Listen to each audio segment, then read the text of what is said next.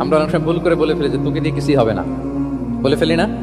এতে হয় কি, কনফিডেন্ট কমে যায়। মা বাবারাও এটা করে যে তুই কিছুই পারবি না, তোকে দিয়ে কিছুই হবে না। বাংলাদেশে একটা বিখ্যাত কথা আছে, ওই যে ছেলে মেয়ে এ প্লাস না পেলে পাশের বাড়ির কেউ পেলে বলে যে ওর পা ধোয়া পানি খা।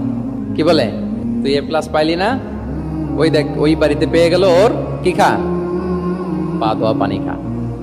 তো আসলে এতে কি হয়, কনফিডেন্স কমে যায় ছেলে মেয়েদের। এটা যেন আমরা না বলি, বরং ওদেরকে ইন্সপায়ার করতে হবে, হ্যাঁ, উৎসাহিত করতে হবে, প্রশংসা করতে হবে।